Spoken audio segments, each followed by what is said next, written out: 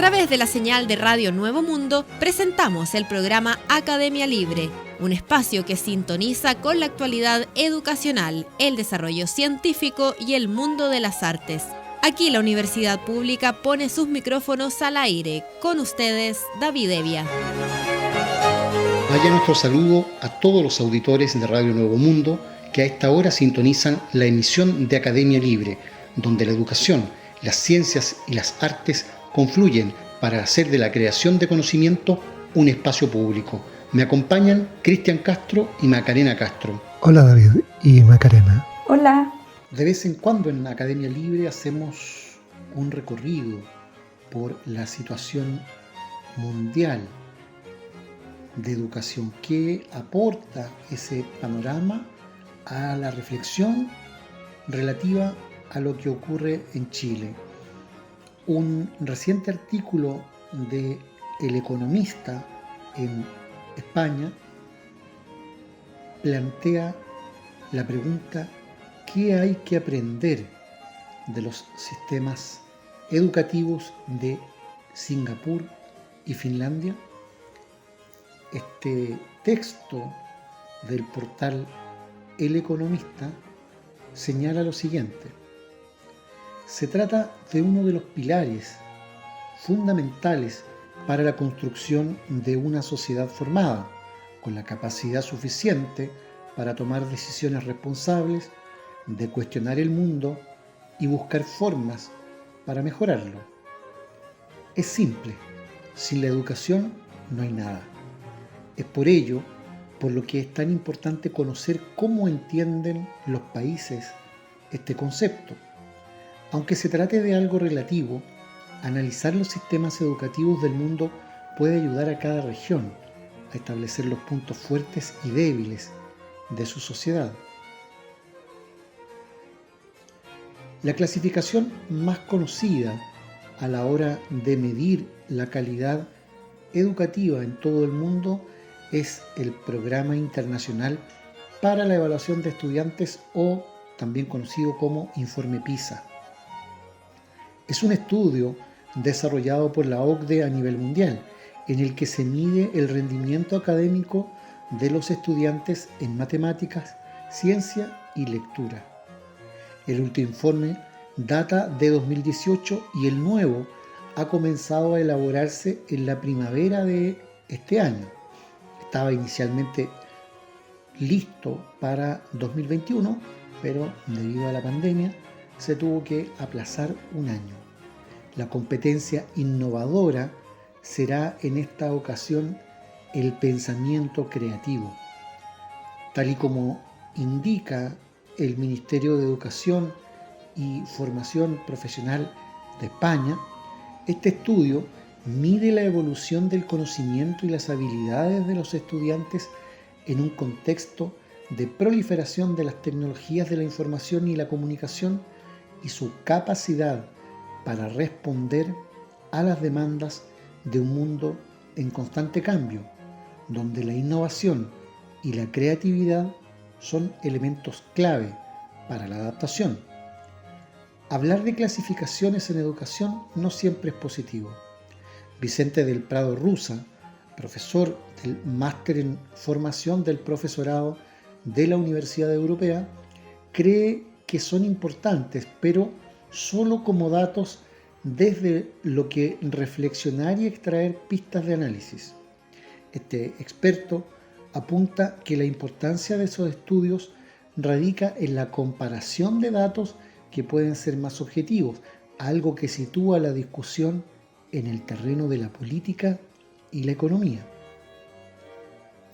Los últimos resultados nos comunican que China es el país con la mejor educación del mundo en las tres especialidades: lectura, matemáticas y ciencias. En este estado destacan individualmente dos regiones autónomas, Hong Kong y Macao. La disciplina es uno de los elementos fundamentales dentro de la educación de este país. De hecho, la exigencia con la que conviven los estudiantes ha sido duramente criticada por otras regiones.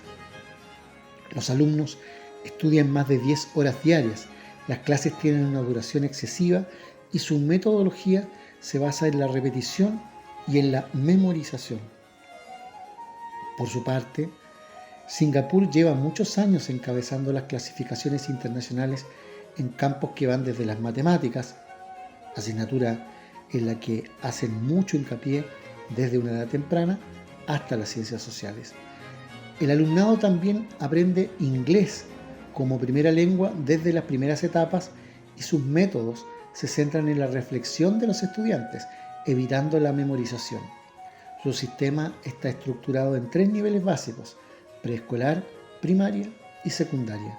La diversidad es la principal característica de esta última etapa, ya que en función de la nota que hayan obtenido, los estudiantes podrán acceder a diferentes programas. Destacan allí los programas integrados, dirigidos a aquellos que desean realizar estudios universitarios, o los programas especializados enfocados en los que destacan en un área de conocimiento específica, como son las artes o los deportes. La metodología se caracteriza por buscar la máxima cualificación de los alumnos para que en un futuro sean trabajadores muy preparados y se conviertan en la principal fuerza económica. Así, el currículo y el enfoque del sistema de enseñanza-aprendizaje busca que los estudiantes se hagan preguntas y persigan sus propias respuestas, opten por nuevos caminos y se replanteen todo lo que ven. El sistema finlandés lleva siendo noticia desde el año 2000 y no es novedad que continúe estando en los primeros puestos de las clasificaciones mundiales. Este éxito se basa en que los ciudadanos de este país consideran que sus jóvenes son portadores del futuro. De esta forma, para ellos cuidar su desarrollo integral desde temprana edad representa al mismo tiempo cuidar el futuro de la nación. El sistema educativo de Finlandia se caracteriza por el cuidado a sus docentes, que deben garantizar que el capital humano del país tenga los mejores resultados en el futuro. Los profesores adaptan el plan de estudios a las necesidades, intereses y ritmos propios de los estudiantes. Esto se traduce en un óptimo nivel de personalización de la enseñanza.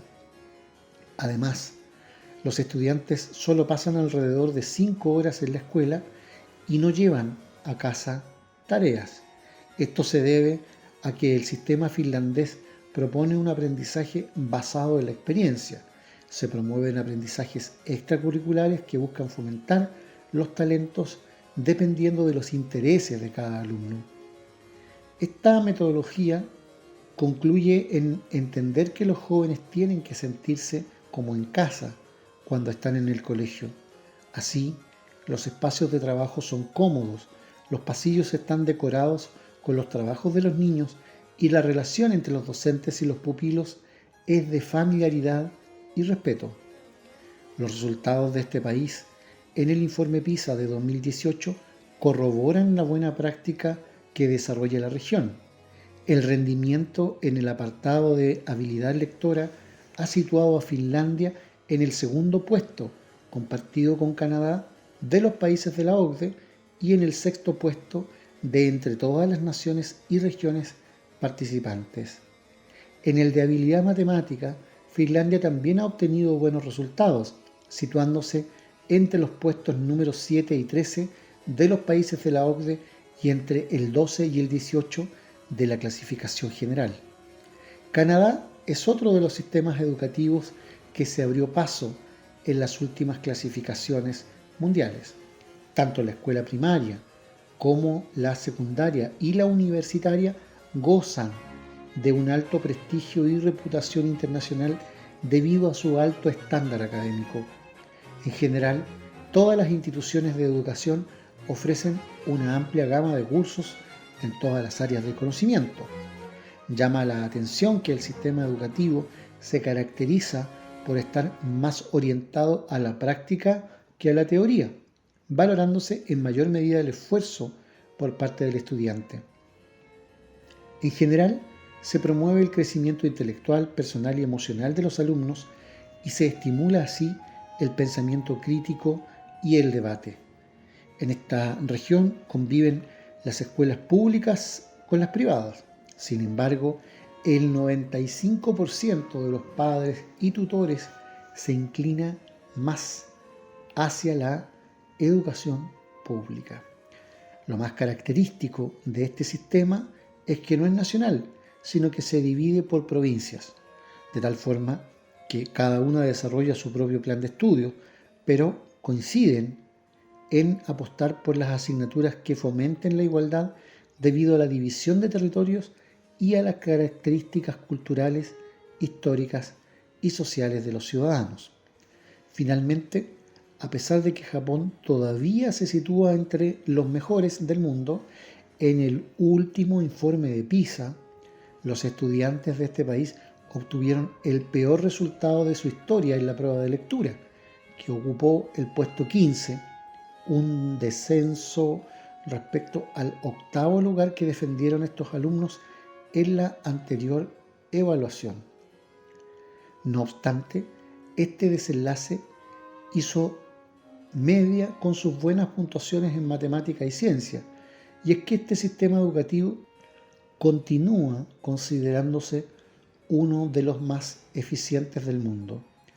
Una de las claves es sin duda que la educación obligatoria es mayoritariamente pública y gratuita. Durante toda la etapa de escolarización obligatoria, es el Ministerio de Educación el que decide cuáles son los libros de textos más adecuados para cada nivel y los distribuye de forma gratuita a los centros escolares. También son las autoridades educativas las que fijan las materias que se imparten en los centros, definen sus objetivos y diseñan los contenidos. Las asignaturas más destacadas son las que se centran en la formación de valores, como es el caso de la economía doméstica, coser, artes tradicionales o cursos de educación moral. La importancia que le dan a este desarrollo es tal que se considera obligatorio que los estudiantes terminen sus estudios habiendo desarrollado una conducta cooperativa respecto de las normas y disciplina de grupo. De hecho, es el esfuerzo el eje central en el que se basa la metodología de esta región. El sistema fundado en la meritocracia se inculca a los alumnos desde pequeños, cuando se les enseña que tener los mejores resultados académicos significa obtener mayores oportunidades de formación y empleo en el futuro. A España no se le dan demasiado bien las clasificaciones educativas. El proceso de enseñanza-aprendizaje de las matemáticas y la ciencia no acaba de arrancar en este país y en el último informe PISA se mostraron los peores resultados desde el año que arrancó la prueba, en el 2000. Sin embargo, los responsables de PISA consideraron que este país estaba entre los 13 de 79 que no experimentaron cambios relevantes. Vicente del Prado Rusa tiene claro qué es lo que falta: la formación de los docentes y la calidad de los equipos directivos. Los cambios de las distintas leyes educativas no han afrontado una reforma radical de la formación del profesorado ni de la formación directiva, necesaria para concebir un sistema educativo fuertemente constitutivo y perdurable, señaló. No obstante, este docente no se centra en un único responsable, sino en todos. La sociedad en su conjunto se ha desentendido, nos hemos desentendido de otorgar a la educación el puesto central que ha de tener en el camino hacia el progreso y el desarrollo cultural, apunta. La clave para este experto está en integrar la educación como un recurso para ser una sociedad mejor.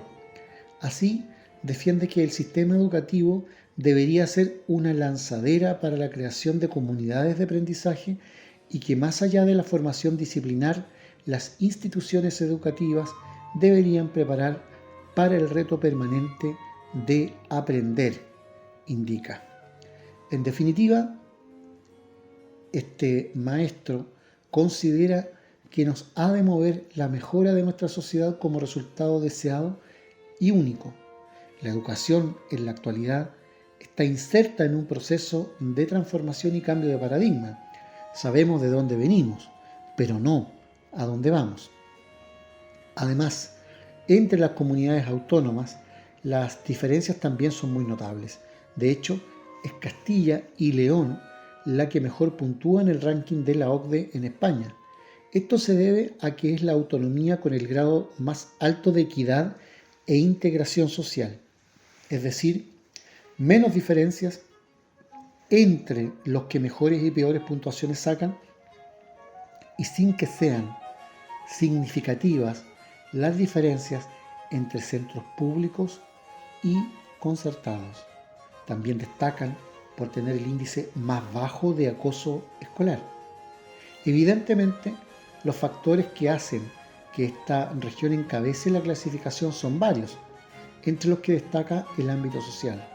Las familias dan mucha importancia a la educación y la implicación que le dan llama la atención. Además, es una sociedad homogénea que recibe poca inmigración, por lo que simplifica la integración en el aula de niños con otras lenguas y orígenes diversos. El tamaño de los pueblos, más pequeños que en otras zonas rurales, también ayuda a que la ratio se mantenga y que la calidad educativa sea mejor. Un sesgo xenófobo en el cierre de dicho artículo. ¿Qué podría tener que ver la inmigración con los resultados académicos estandarizados en un país? Las universidades en Estados Unidos, las principales, tienen una proporción de estudiantes inmigrantes muy alta y es notable el rendimiento que precisamente con ellos alcanzan. De hecho, los mejores estudiantes extranjeros de Harvard son de China y hacen un aporte importante académicamente hablando, es decir, en el ámbito de la investigación y de la creación del conocimiento en las universidades estadounidenses. Pero más allá de ese comentario que se hace en este artículo, es interesante constatar que por una parte coexisten en el mundo diferencias de estrategia relativas a algunas aplicaciones de la educación. Ya vemos que en algunas regiones de China se aplica y se critica desde fuera, por cierto, esta jornada ardua de cerca de 10 horas y la inclinación a memorizar, que les ha permitido en el último año situarse en el primer lugar mundial en las 3 ramas que mide la prueba PISA: ciencia, matemática y lenguaje. Pero mientras eso ocurre en algunas regiones de China, en otras se opta por una agenda valórica vinculada a lo práctico, asociada a lo doméstico, y en otras se prioriza por los intereses que tempranamente muestran los jóvenes estudiantes, una especie de antena vocacional que pone en perspectiva el desarrollo de los estudiantes. Sin embargo, al lado de esas diferencias que podríamos llamar de recetario, en este vistazo a algunos de los sistemas educacionales más exitosos de la actualidad, podríamos vincular también similitudes relevantes. Por ejemplo, aquí se señala que el Estado, en todos los casos, juega un papel absolutamente central para proveer, por una parte, una educación de calidad, pero al mismo tiempo una educación gratuita. Algo que este país prácticamente no conoce todavía.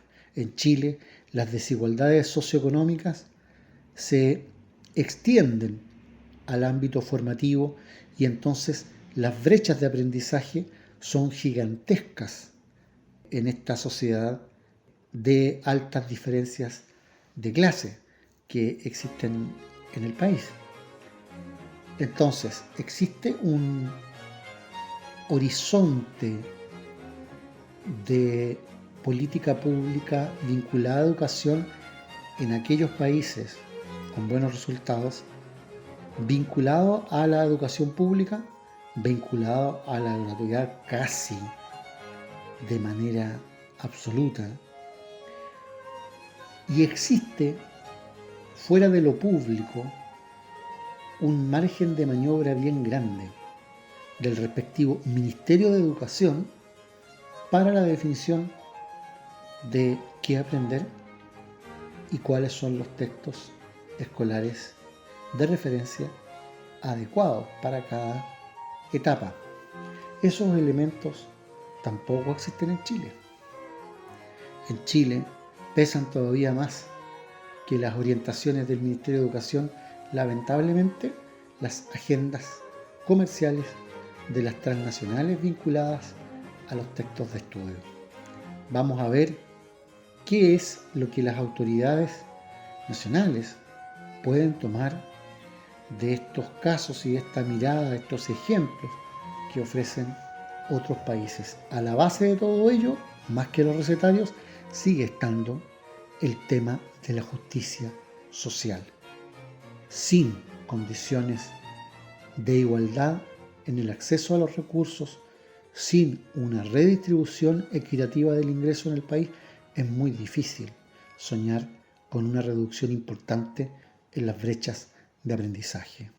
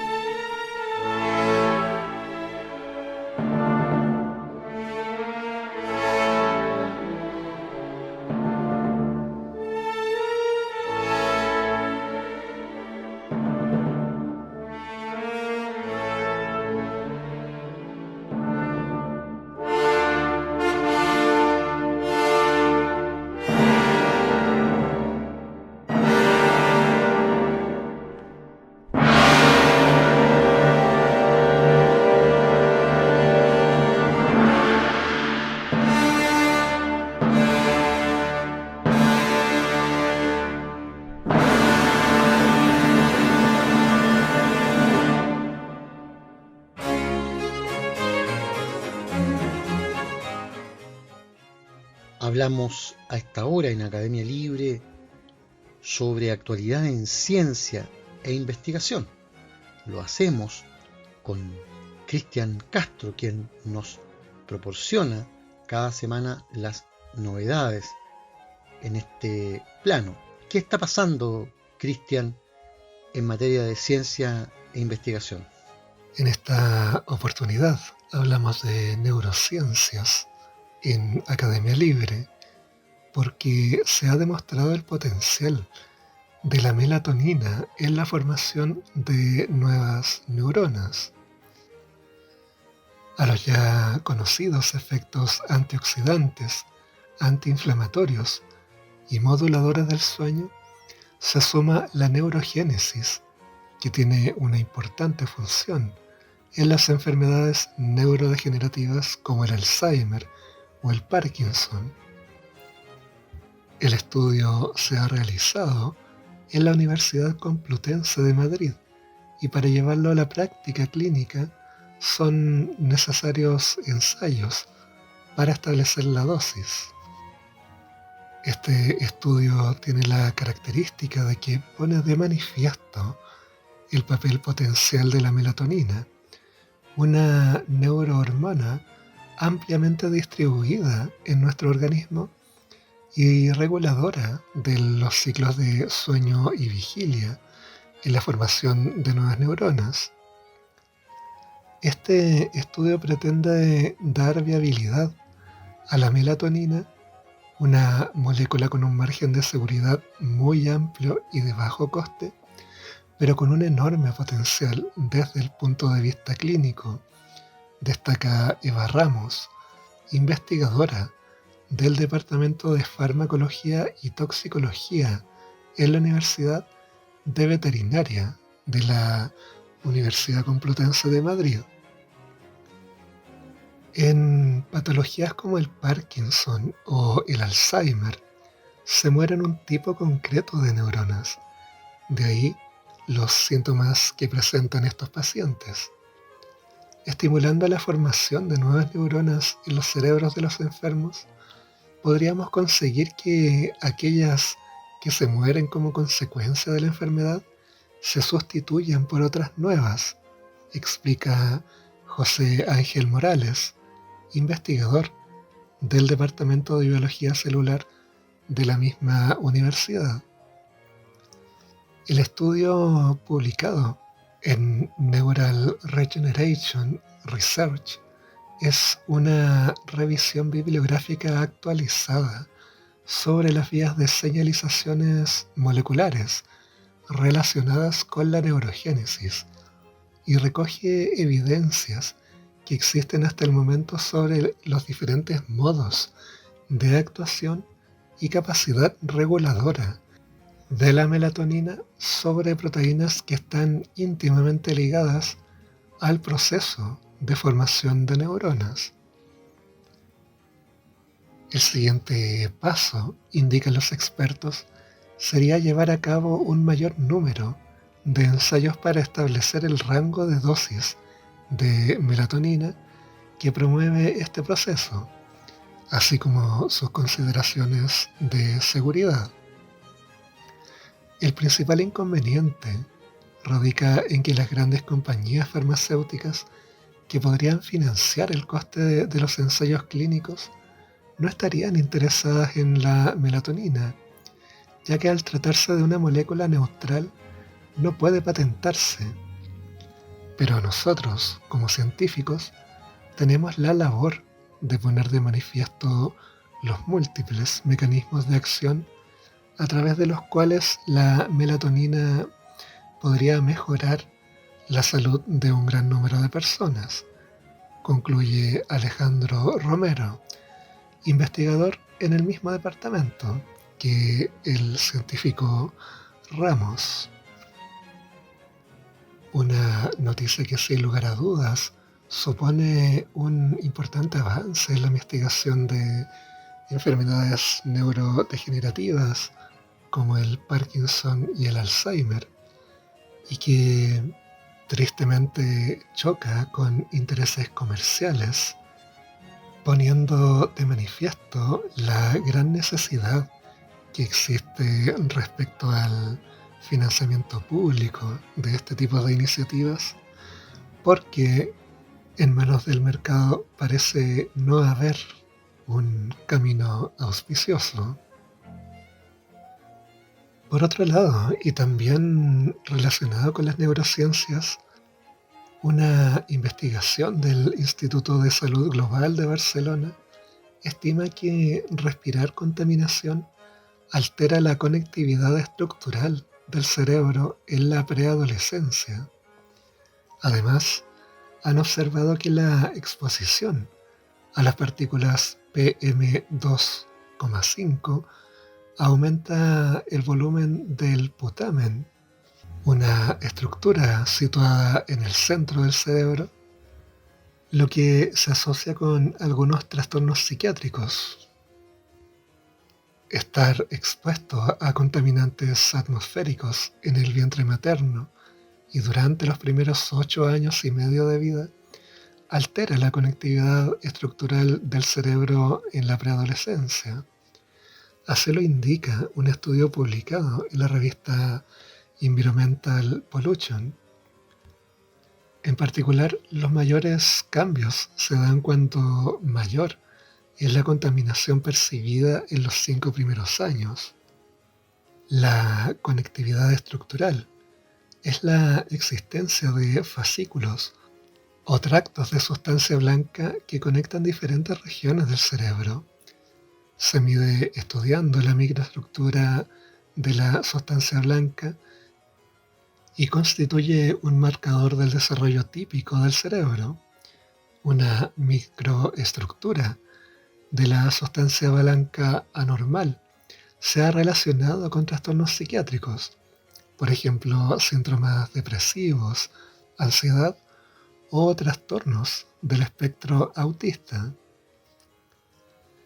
Además de la asociación entre contaminación del aire y conectividad estructural del cerebro, el estudio también ha encontrado un vínculo entre la exposición específica a las partículas PM2,5 y el volumen de una estructura del cerebro conocida como putamen, que está implicada en la función motora y los procesos de aprendizaje, entre otras funciones. Al tratarse de una estructura subcortical, su implicación es bastante amplia y menos especializada que las regiones corticales. El estudio ha observado que cuanto mayor es la exposición a PM2,5, sobre todo en los primeros 2 años de vida, mayor es el volumen de putamen. El putamen mayor se ha asociado con algunos trastornos psiquiátricos, como la esquizofrenia, trastornos del espectro autista y trastornos del espectro obsesivo-compulsivo, explica Anne-Claire Winter, investigadora y primera autora del estudio. Esta investigación resulta novedosa porque identifica los periodos de susceptibilidad a la contaminación atmosférica. Hemos usado una escala temporal más fina para considerar la exposición, analizando datos mes a mes, cuando los estudios anteriores investigaban trimestres de embarazo o años de infancia. De este modo, hemos estudiado la contaminación atmosférica desde la concepción hasta los 8,5 años, con una periodicidad mensual. Otro de los puntos fuertes del estudio es que se han basado en un gran cohorte, 3.515 niños y niñas, para conocer a qué contaminación atmosférica habían estado expuestos las niñas y los niños. Se estimaron los niveles diarios de dióxido de carbono y de materia particulada, registrados allá donde habían vivido desde su concepción hasta los 8,5 años. A los niños de entre 9 y 12 años se les tomaron imágenes cerebrales mediante resonancia magnética y se calcularon varios volúmenes cerebrales y la conectividad estructural. Los niveles de dióxido de nitrógeno y materia particulada registrados en el estudio superaban las actuales recomendaciones de la Organización Mundial de la Salud, pero cumplían con la normativa de la Unión Europea, lo que sugiere que la contaminación atmosférica puede afectar el desarrollo del cerebro a niveles inferiores a la norma actual de calidad del aire. Una de las grandes conclusiones del estudio es que el cerebro es especialmente vulnerable a la contaminación atmosférica, no solo durante el embarazo, como se ha señalado en estudios anteriores, sino también durante la infancia. Finalmente, los investigadores concluyen que habría que seguir repitiendo mediciones a estos niños y niñas para intentar comprender los posibles efectos a largo plazo de la exposición a la contaminación atmosférica en el cerebro. Muchas gracias, Cristian, por ese reporte que nos deja al día en ciencia e investigación.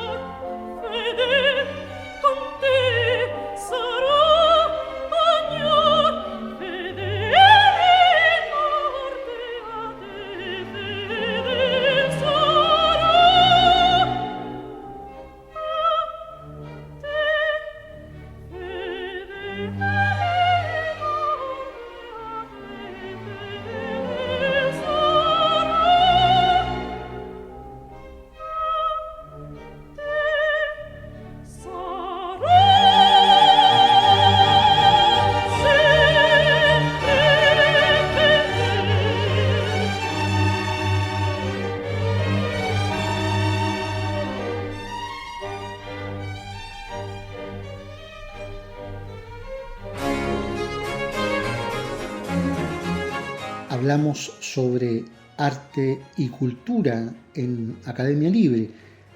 3 ejes asociados a interrogantes sostenidas por representaciones del mundo mapuche son exhibidos a través de obras multimediales, fotografías, videos e instalaciones en el Centro de Extensión Cultural Alfonso Lagos de la Universidad de Concepción. Se trata de la exposición Memorias del Cuerpo Mapuche, la que en su primer eje explora los puntos en común y divergencias de la relación entre el pueblo mapuche y el Estado de Chile en tramas, veladuras y encuentros. En el segundo eje, titulado Territorios Ampliados, se aborda como un impulso por pensar los paisajes y comunidades en un entramado inagotable de lo humano, con las diversas formas de vida. En tanto, el tercer eje, Lugares Restituidos, sitúa y resignifica un lugar poco explorado de la tradición del mundo mapuche. La exhibición recoge parte importante del trabajo de los artistas visuales Seba Calfuqueo Aliste y Paula Baeza Pailamilla, cuyas obras atraviesan y se sitúan desde diversas enunciaciones como parte de estas reflexiones. En 2021, la exposición fue presentada en el Centro Cultural de España, en Santiago, en el marco del programa anual en torno a las artes visuales contemporáneas. Para esta ocasión, el curador de la exposición, Cristian Vargas Payahueque, quien se encarga de armar la narrativa de la obra de cada artista, explicó que el guión conceptual tiene una perspectiva de la memoria más que de la historia. Por esa razón se titula Memorias del Cuerpo Mapuche. Hubo una recontextualización para esta exposición, es decir, no se exhibirán las mismas muestras del año pasado, sino que se incluirán otras con el objetivo de presentar algo distinto en Chillán. Esta propuesta se estableció a partir de 3 ejes, indicó Vargas. Además, el curador de la exposición detalló que la temática de las preguntas que son presentadas desde el mundo mapuche trata de los antepasados, orígenes y de cómo se ha representado el mundo indígena en Chile. Hay una obra de Seba Calfuqueo que se llama Asentamiento, en la que se pregunta ¿qué es para ti ser mapuche? ¿Cómo se entiende esto? Abriendo esta discusión del tema, por ende, parte de la narrativa de la obra apela a eso. Hay otra obra de Paula Baeza, Está viva nuestra lengua, en la que cuenta una historia de cómo las mujeres se encuentran bajo este relato respecto de los orígenes, hierbas medicinales en torno a la relación histórica, política y también estética, precisó el curador. Seba Calfuqueo Aliste es licenciado y magíster en Artes Visuales de la Universidad de Chile. Es parte del colectivo Mapuche y su obra recurre a su herencia cultural como un punto de partida para proponer una reflexión crítica sobre el estatus social, cultural y político del sujeto mapuche al interior de la sociedad chilena actual. Su trabajo incluye la instalación, la cerámica, performance y el video, con el objetivo de explorar tanto las similitudes y diferencias culturales como los estereotipos que se producen en el cruce entre los modos de pensamiento indígena y occidentalizados, y también visibilizar las problemáticas en torno al feminismo y las disidencias sexuales. Obtuvo el premio de la Municipalidad de Santiago en 2017 y el premio de la Fundación Fava en 2018. Seba Calfuqueo expresó que Chillán está profundamente vinculado a la cultura mapuche. El territorio es evidentemente importante para el pueblo mapuche. Es una frontera histórica de la resistencia antes del proceso de colonización del Estado de Chile a este lugar. Hay una relación muy profunda también, por ejemplo, la misma cerámica de Quinchamalí tiene una relación profunda con la cultura mapuche. Existen vestigios evidentes que no han sido visibilizados de alguna forma por el Estado de Chile. De hecho, en la muestra que presentaremos, un archivo que dispuso Cristian Vargas que exhibe esta fuerte relación mapuche con Chillán, agregó el artista visual. Por su parte, Paula Baeza Pailamilla, desde 2011 ha trabajado desde la performance, la práctica textil y el formato audiovisual, basándose en su propia identidad mapuche, siendo este el punto de origen para sus obras, interpelándose a sí misma y a su contexto a nivel histórico, político y social. Desde el año 2016 forma parte del colectivo Mapuche, del cual surge el proyecto digital Yene, revista de arte, pensamiento y escrituras en Gualmapu y Abya Yala. Ha sido artista invitada a diversos encuentros y galerías en Sudamérica y Europa, abordando temas en torno al cuerpo e identidades racializadas y su contexto. Actualmente está en Suiza. Sin embargo, pese a la lejanía geográfica, también conversó sobre la exposición. Las obras de la exposición son parte de diferentes momentos, contextos e investigaciones realizadas desde mi propia identidad mapuche. Se trata de piezas que abordan desde temas políticos relacionados con el colonialismo y la relación del pueblo mapuche con el Estado de Chile, hasta la experimentación con distintos materiales y técnicas tradicionales llevadas al mundo de lo íntimo.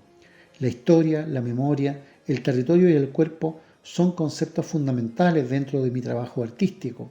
Mi interés está en visibilizar las historias no contadas de la narrativa oficial chilena, activar la presencia de nuestros cuerpos y memorias mapuche que se han intentado borrar de la historia de Chile.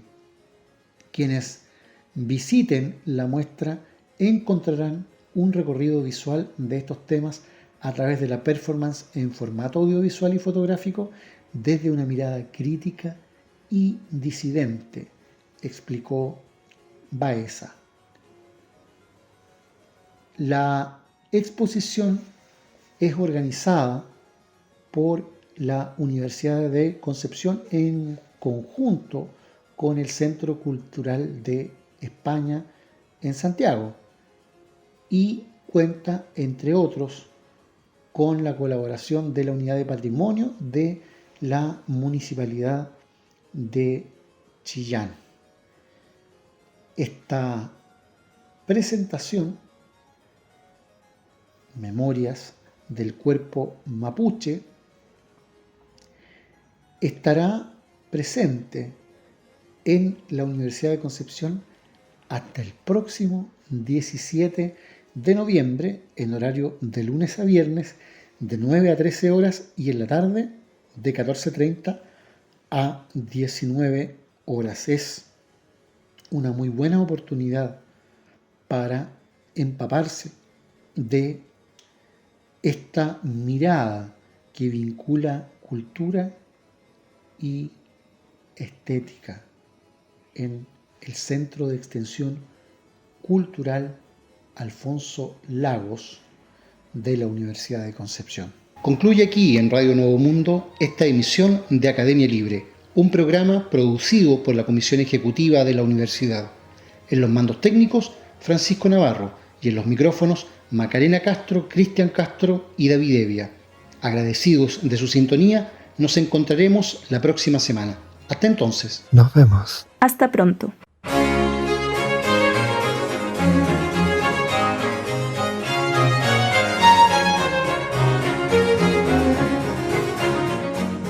Concluye aquí este capítulo de Academia Libre, un programa que aporta miradas críticas a la construcción de la sociedad.